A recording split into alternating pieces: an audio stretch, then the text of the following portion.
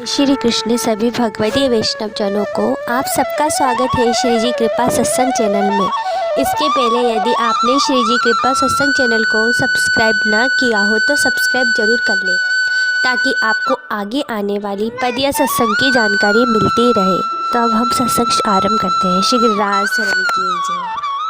विद्यानगर के शास्त्रार्थ में विजय एवं कर्ण का अभिषेक। महाप्रभु जी दक्षिण में विद्यानगर विजयनगर पहुँचे। वहाँ का राजा कृष्णदेव था। महाप्रभु जी के मामा विद्याभूषण जी वहाँ के दाना अध्यक्ष थे। महाप्रभु जी को देखकर वे बहुत प्रसन्न हुए। उन्होंने आपका सम्मान किया। महाप्रभु जी ने अपने हाथों से भोजन सामग्री सिद्ध करके श्री ठाकुर जी को भोग लगाया और प्रसाद ग्रहण किया। इस कारण महाप्रभु जी के मामा नाराज हो गए थे। उन्होंने कहा, आप हमारे घर का भोजन नहीं करते हैं। आपको मालूम है कि हम राजा के दाना अध्यक्ष हैं। राजा से आप तभी मिल सकते हैं जब हम मिलावे और राजा से कुछ भी दिलवाना हमारे हाथ में है। महाप्रभु जी ने कहा, हमें तो राजा से कुछ नहीं चाहिए। रात्रि में श्री महाप्रभु जी को श्री ठाकुर जी ने कहा, आप अपने मामा के घर ना रहें। राजा तो सब आपके चरण रघु की अभिलाषा करेगा। महाप्रभु जी अपने मामा का घर छोड़कर जलाशय के किनारे आकर ठहर गए। प्रातः काल महाप्रभु जी श्री वल्लभ राजा कृष्णदेव राय की राजसभा में पधारे। वहाँ के वैष्णवों और स्मार्तों में बहुत दिनों से शास्त्रार्थ चल रहा था।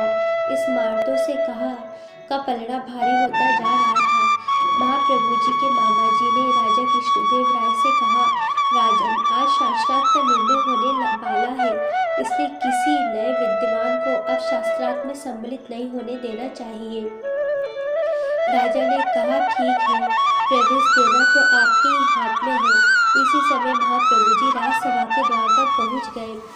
आपके तेजस्वी रूप को देखकर द्वारपाल आपको रोक नहीं पाया और राजा को आपके आगमन की सूचना मिली कि एक तेज पुंज महापुरुष पधारे हैं। राजा ने आपकी अगवानी की और आपको लेकर राजसभा में आए। बाल स्वरूप महाप्रभु जी के प्रवेश के समय ऐसा लग रहा था कि मानो राजा बलि की सभा में भगवान वामन जी पधारे हों। महाप्रभु जी को यह बताया गया कि वैष्णवों और मायावादी स्मार्तों का शास्त्रार्थ आज निर्णय की स्थिति में है। मायावादियों की युक्तियों के सामने वैष्णव संप्रदाय के विद्वान निरुत्तर हो गए हैं। महाप्रभु जी ने कहा, वैष्णव संप्रदाय तो हमारा है। हमसे शास्त्रार्थ किए बिना मायावादियों को कैसे विजयी घोषित किया जा सकता है। महाप्रभु जी के वचनों को सुनकर वैष्णव संप्रदाय के आचार्य, महंत, विद्वान आदि बहुत प्रसन्न हुए। राजा कृष्णदेव राय ने शास्त्रार्थ की अनुमति दी। तब महाप्रभु जी ने कहा, आप लोग 4 प्रतिनिधि विद्वान हमसे शास्त्रार्थ करने के लिए चुन लेवे। यदि वे जीत गए तो आपकी जीत होगी और यदि वे हार गए तो आपको हार स्वीकार करनी होगी। 4 मुख्य पंडित चुने गए। उनमें से प्रधान विद्यानंद गिरी थे। 27 दिनों तक शास्त्रार्थ चला। महाप्रभु जी ने उनके प्रत्येक प्रश्न का उत्तर दिया और उनकी युक्तियों का खंडन किया। अनंतः स्मार्त मायावादी सभी निरुत्तर हो गए। तब जैन और बौद्ध मत वालों से शास्त्रार्थ करने का अवसर आया। तब महाप्रभु जी ने कहा, ये अनीश्वरवादी हैं, इनसे शास्त्रार्थ या संभाषण करना उचित नहीं है। किंतु राजा की प्रार्थना के कारण एक मध्यस्थ रखकर शास्त्रार्थ किया गया। इसी प्रकार नानक पंथी, दादू पंथी, निरंजनी, कबीर पंथी सभी के मतों का आपने श्री खंडन किया। अनंतः सभी ने स्वीकार किया कि श्री वल्लभ ईश्वरीय विभूति हैं, उन्हें हराना संभव नहीं है। महाप्रभु जी के नेतृत्व में वैष्णव संप्रदाय की विजय हुई। राजा कृष्णदेव बहुत प्रसन्न हुए। उन्होंने प्रधानमंत्री को आज्ञा दी कि जो मत परास्त हो गए हैं वे वैदिक मत नहीं है, इसलिए इनके अनुयायी विद्वान ब्राह्मणों की राजकीय वृत्ति बंद कर दी जावे। तब महाप्रभु जी ने दयाद्र होकर कहा, राजन, इन्होंने वैदिक धर्म छोड़ा है, इन्हें विचार का अवसर दीजिए। आप तो राजा है, आपके लिए ब्राह्मणों की वृत्ति बंद करना उचित नहीं होगा। आप तो उदारता पूर्वक राजधर्म का पालन करें। राजा ने आपकी आज्ञा स्वीकार की। तब वैष्णव संप्रदाय के प्रमुखों, जिनमें रामानुज संप्रदाय के हनुमंत आचार्य, निम्बार्क संप्रदाय के केशव भट्ट काश्मीरी, माधव संप्रदाय के व्यास तीर्थ आदि आचार्य थे, सभी ने कहा, हम सभी मिलकर श्री वल्लभ का तिलक करेंगे। ये वैष्णव राज है, सबके शिरोमणि है।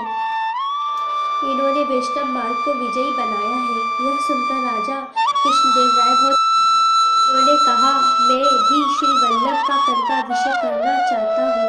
शुभ मुहूर्त देखकर 100 मन स्वर्ण जल में डालकर महाप्रभु जी का कनकाभिषेक किया गया। सभी वैष्णव संप्रदायों ने आपको तिलक किया तथा आपको अखंड भूमंडलाचार्य जगद्गुरु श्रीमद् वल्लभाचार्य के विरुद्ध से विभूषित किया गया।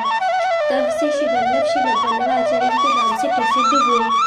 राजा कृष्णदेव राय ने विनती की, महाराज, कनकाभिषेक का 100 मन स्वर्ण आपका है, आप इसे स्वीकार करें। आचार्य श्री ने कहा, यह हमारे किस काम का, ये तो उच्छिष्ट जल के समान है, इसे आप ब्राह्मणों में बांट दो। किंतु राजा इसके लिए सहमत नहीं हुए और बारंबार आग्रह करने लगे। तब आप श्री ने कहा, आधा सोना ब्राह्मणों में बांट दो तथा आधा आपके पास रहने दो। जब हमें आवश्यकता होगी तब मंगवा लेंगे। बाद में जब महाप्रभु जी ने यज्ञ किए तो राजा के पास से धन मंगवाया और उसमें से ही श्री जगन्नाथ जी के लिए भी कटी मेखला बनवाकर समर्पित की। राजा कृष्णदेव राय ने स्वर्ण मुद्राओं का एक थाल आप श्री को भेंट स्वरूप दिया। तब आप श्री ने उसमें से केवल 7 स्वर्ण मुद्राएं स्वीकार की। राजा ने पूरा द्रव्य स्वीकार करने के लिए आग्रह किया। तब आप श्री ने कहा, हमारा तो इतना ही द्रव्य है, इससे अधिक की हमें आवश्यकता नहीं है। महाप्रभु जी अपने आवास पर लौट आए। तब रात्रि में माधव संप्रदाय के वृद्ध सन्यासी आचार्य व्यासतीर्थ आपके पास आए और आपसे आग्रह करने लगे, आप हमारे संप्रदाय में आ जाइए, इस संप्रदाय का नेतृत्व हम आपको सौंपना चाहते हैं। तब आप श्री ने कहा, विचार करके आपको जवाब देंगे।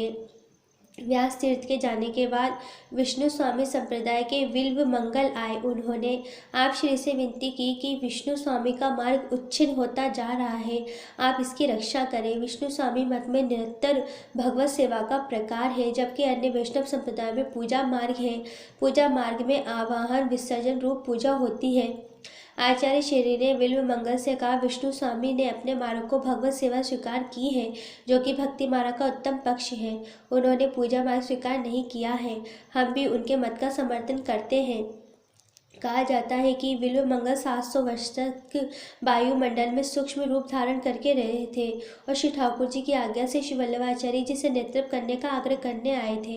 अतः महाप्रभु जी ने उन्हें आश्वासन देकर विदा किया। प्रातःकाल महाप्रभु श्रीमद् वल्लभाचार्य को विजय पत्र समर्पित किया गया। उसके बाद आप श्री ने ब्रज की ओर प्रस्थान किया। श्री गिरिराज धरण की जय।